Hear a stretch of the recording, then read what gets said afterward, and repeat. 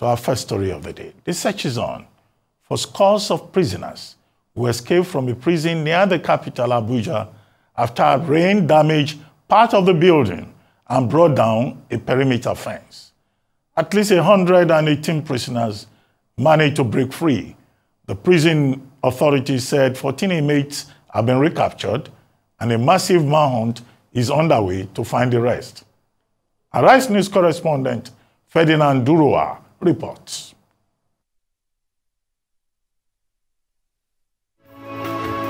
Laborers work frantically to rebuild the perimeter fence destroyed during the jailbreak.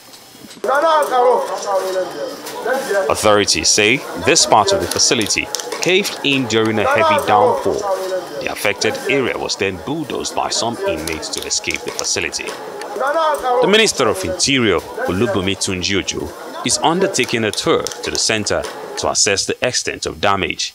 He apologizes for the lapses which enabled the jailbreak. The minister says the major reason for the security breach is the overcrowded state of the facility.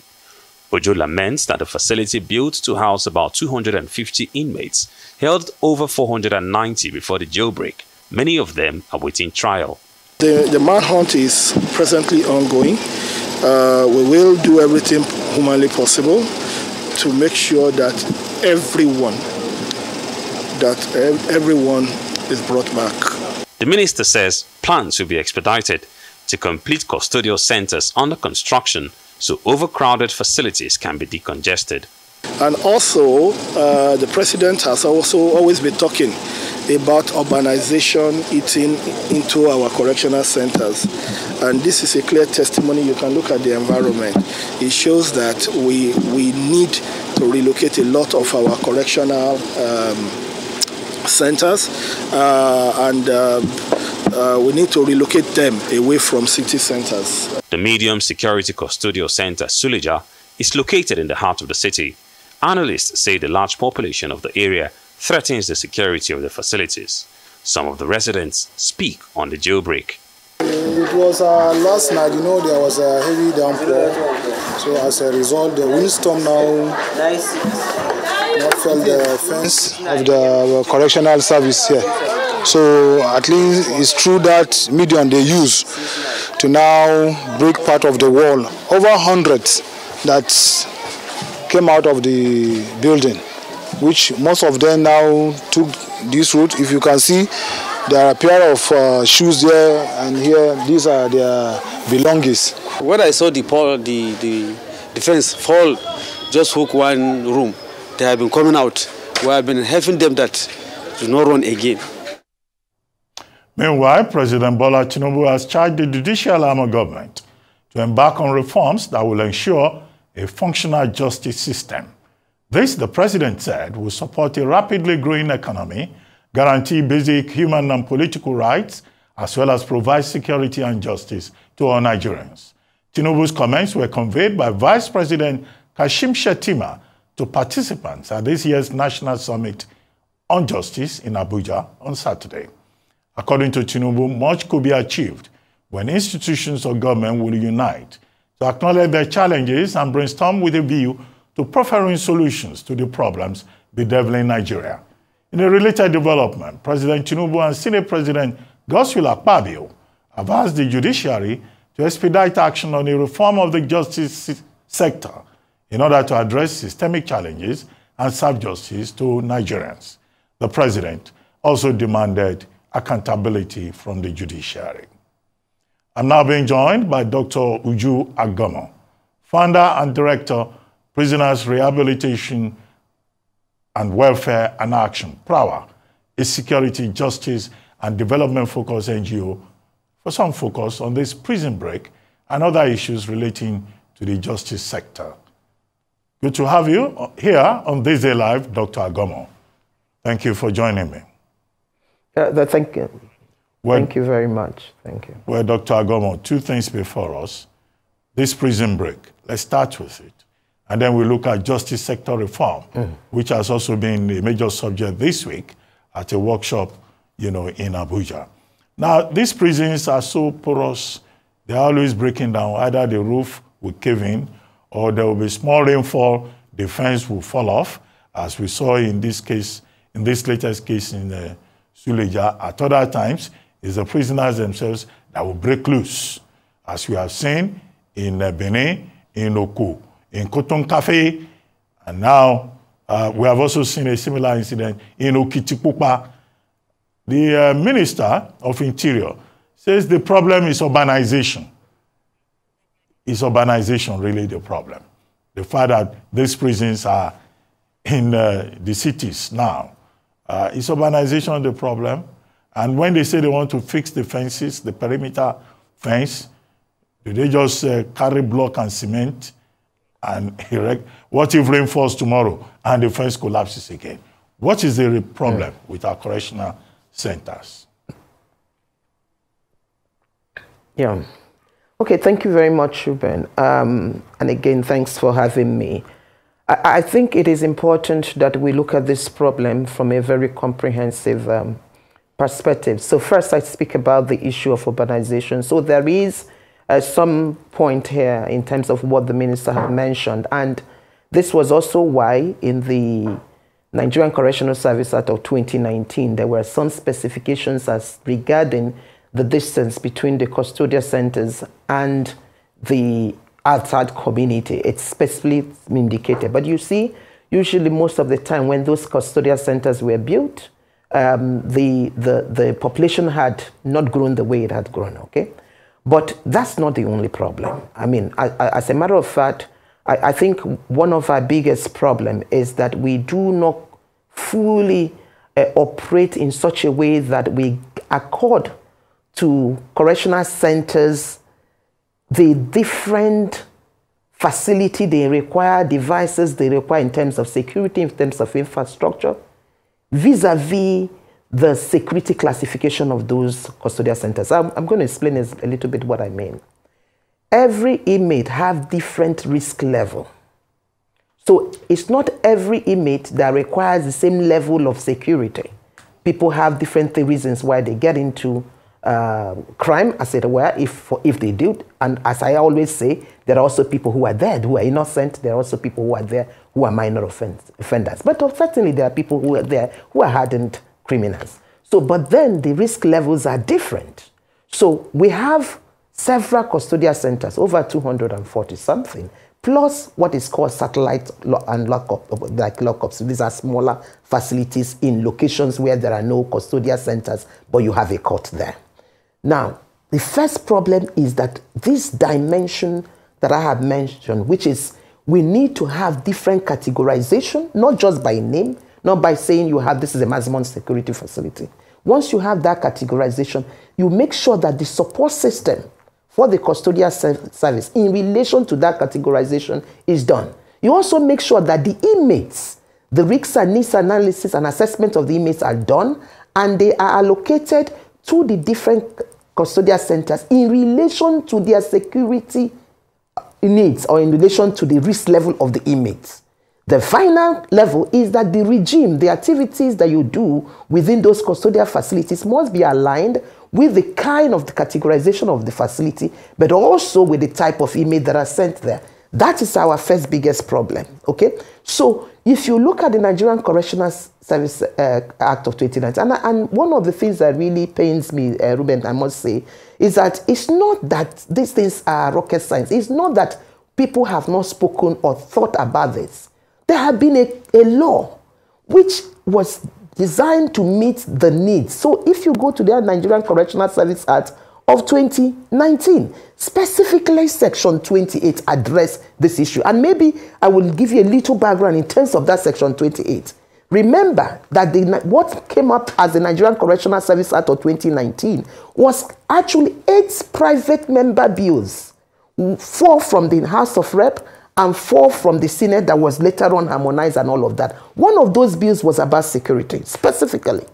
And that was what was captured under Section 28. If you look at Section 28, there is sub 1, sub 2, sub 3.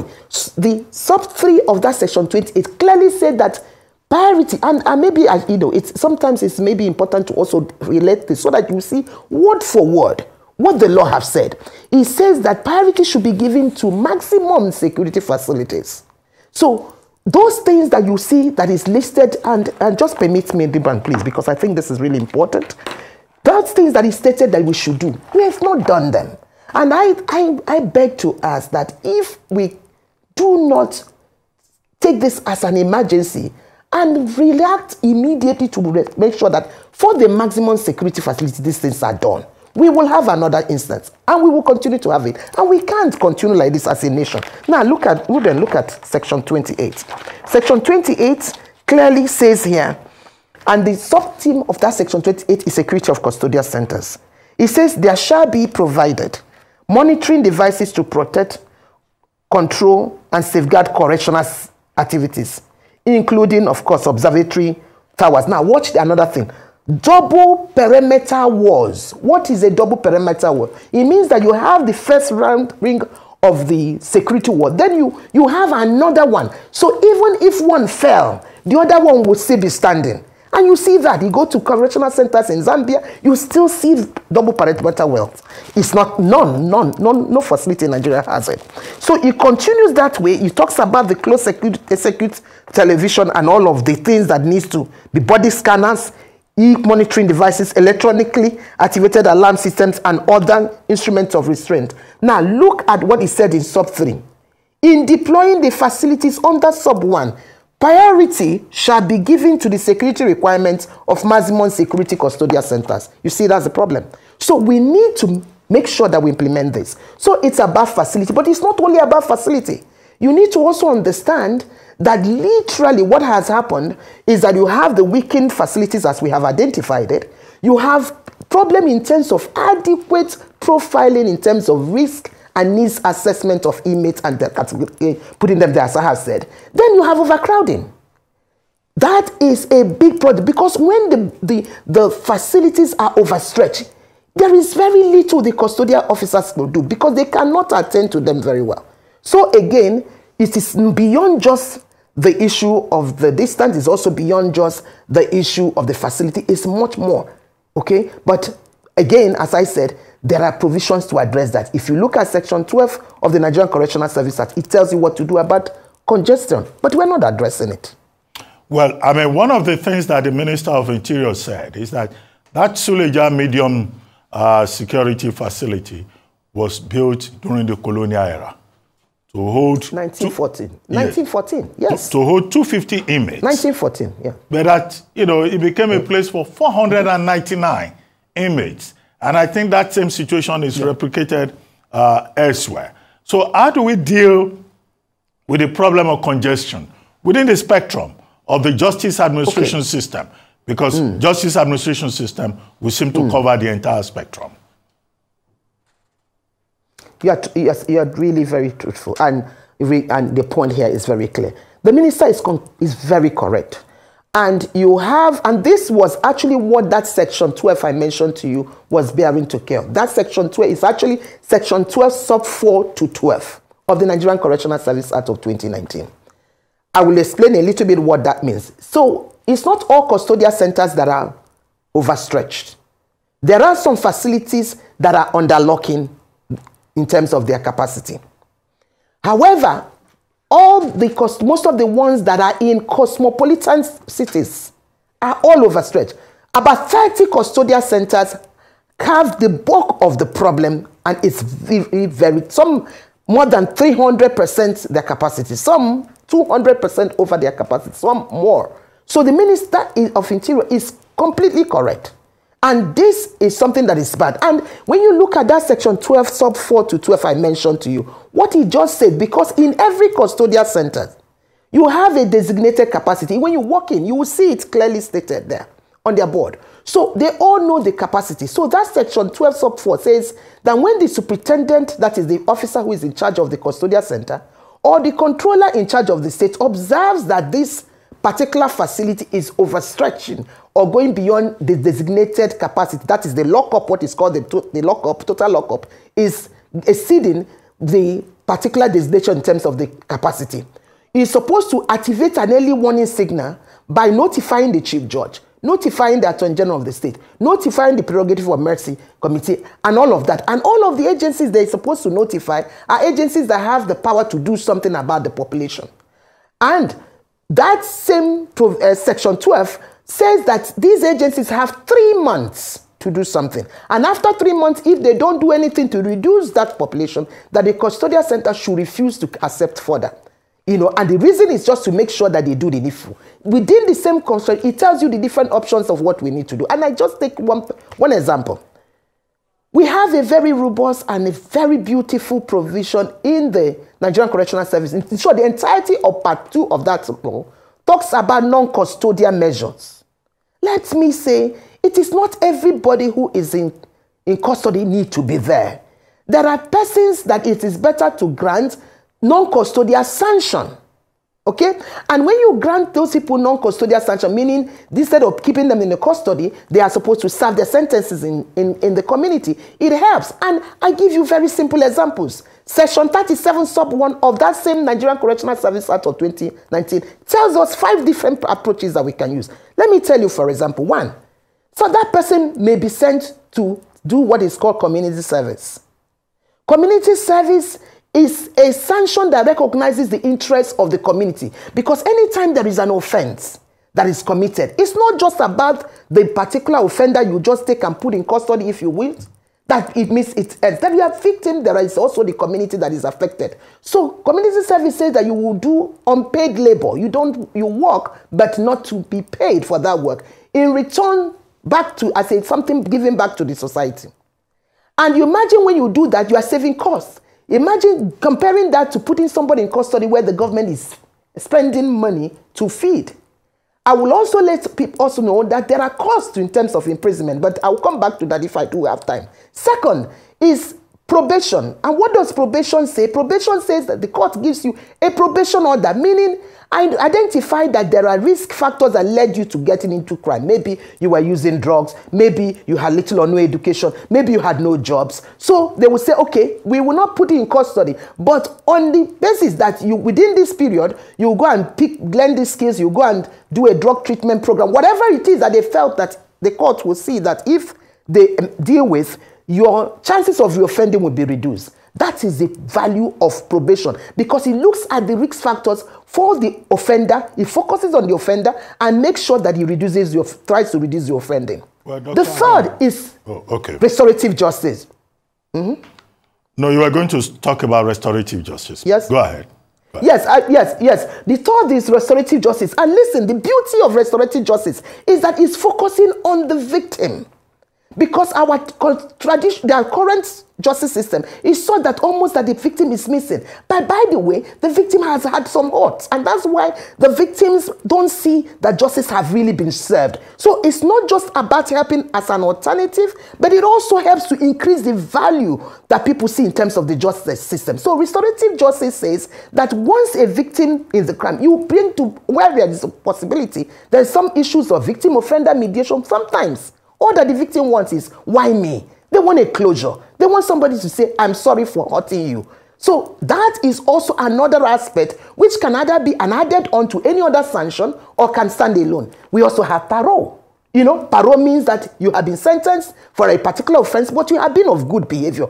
In terms of looking at the issue of reintegration, they say, okay, you spend the rest of your sentence outside. So, Ruben, you can see all of these things is meant to reduce the burden on the government, reduce the cost of imprisonment, so that the correctional officers will be able to have that facility to deal with the people who needs to be dealt with. And again, everybody knows that we have a problem of awaiting trial person, unprecedented number of persons who have not been convicted.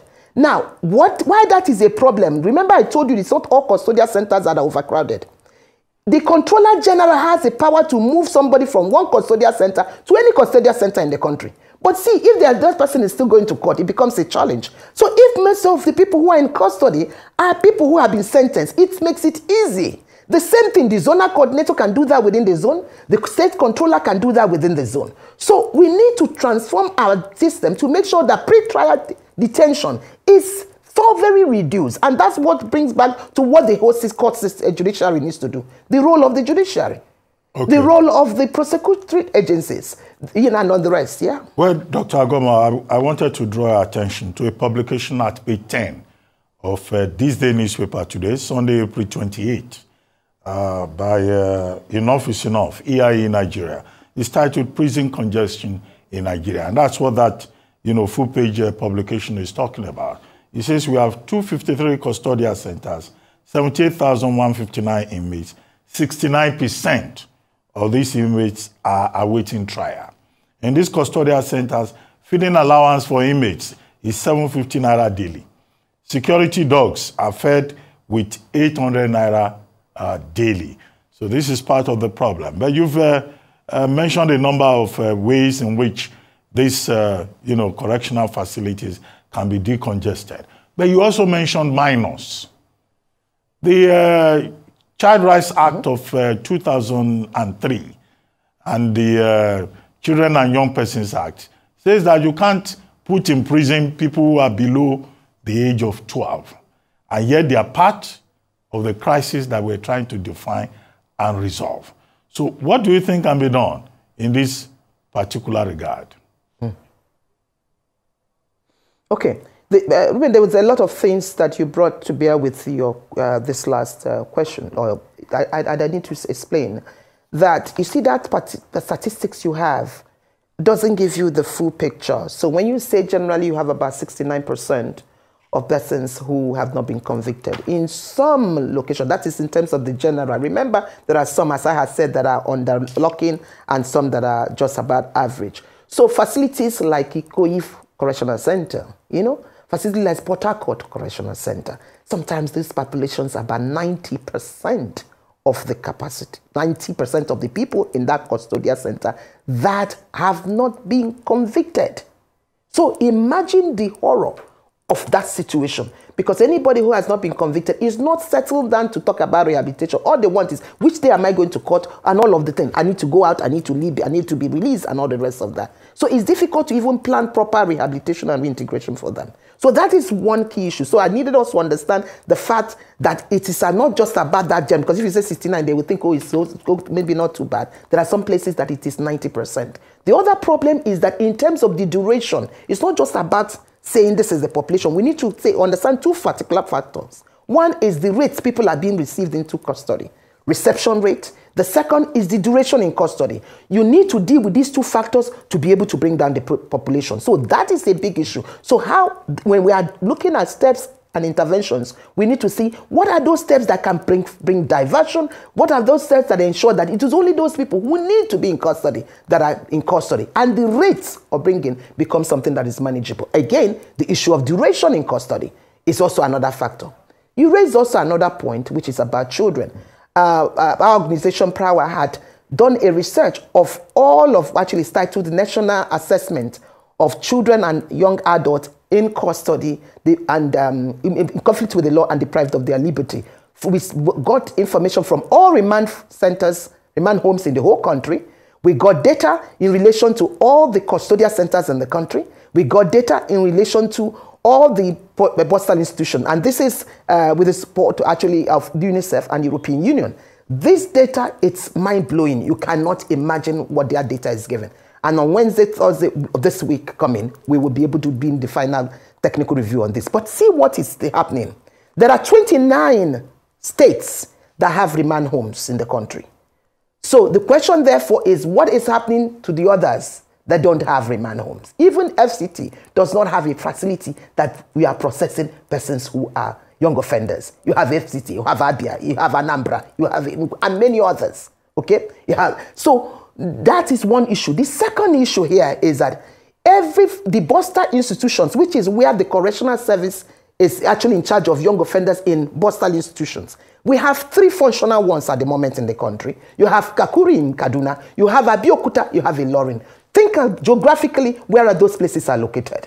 So what happens is that in the other places, many times you see the ages of young people exaggerated so that they can be taken in. And that's why you see a lot of young persons who are in custody. And by the way, the correctional officer, they will just want to look at the warrant. If the warrant puts a particular age, then if they says that something else, and if they feel they can take it, it's within what they are allowed to take that person. Dr. Agomoh, and within the... Dr. Agomoh, do all these issues that we have identified justify jailbreak? No. But nothing can justify jailbreak, Ruben. But the question here is that we need to take our security more seriously. And I think we need to do the needful. It's just think, for example, about your home. If you want to protect your home, what do?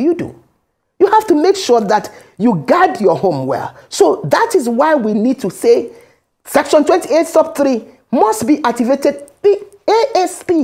It has to ASAP. We need to see this as a national emergency. Because think of all of the effort of the entire justice system. In one swoop, those persons will leave the custodial centers and then look at the risk that the society and the community are being presented with. So nothing can ever justify anything. But these are explanations to why we are where we are. And these explanations should guide us in developing sustainable intervention that will help us to address the matter. That is very critical. Which takes me to the workshop held in Abuja this week, Justice Sector Reform, at the end of which the communique focused on a number of issues, appointments to the bench and the powers of the heads of the courts, both the Supreme Court and at the Federal High Court level and the State High Court. Funding and budget, and then, of course, delays in justice administration. On paper, you know, the communique read out by Ajibade SAN will look nice, but will anybody follow through? This is not the first time we're talking about justice sector reform. I was at the National Justice Summit, you know, and I must tell you that a lot of work went into that process, because that summit also saw the presentation of the National Justice Policy, the updated version of the National Justice Policy, which has clear specification of about 19 themes. And if those policies are addressed by both the federal level agencies and the state level agencies, we will definitely make certain tractions. Secondly, at the conference, there were clear discussions in relation to different, including appointments. I mean, I chaired one of the sessions that talked about issues relating to appointment of judicial officers at the state level. People were frank. Clear things were said. So the point you are making is key. It's not just about what we agree or what we say publicly, but that certain things are done to action whatever decision have been done. You may also be aware that there are also plans to bring legislative reforms to bear. There are plans to bring certain levels around monitoring courts and doing certain things to ensure that some of these things are addressed. Okay, so the judiciary is key, but it is also important that we see the justice system as a system. I think, again, I did make this point at the summit, that one of our major problems is that we do not see the justice system as a system. And what does a system mean? Just imagine your body. Every part of your body is connected. So we can't work with one and leave the other. It needs a holistic intervention. And we need to ensure, just like you said, that the judiciary welfare is taken care of. We should make sure that we professionalize in terms of the service delivery, in terms of that sector. The people you appoint must be people of integrity. Can't be people because you are related to them or because of other kinds of consideration. Because remember that when you get it wrong at the judicial level, what next is left? Is that not supposed to be the last hope of the common man? Yeah. So if that last hope is smashed, yes, if the last hope is smashed, are we then asking people to go into self-help? So we also know that there is a very strong connection between what happens in the justice sector and business and development. So people must see that you respect rule of law. They must see that includes that there is accountability. And one of the things that actually I think it's important that we need to do, and this is for every particular sector, as well as every particular arm within the criminal justice system. Well, on that note, you know that laws alone doesn't change people. On that note, Dr. Uju Agomoh, I would like to thank you very much for joining us on this Live This Sunday talk show.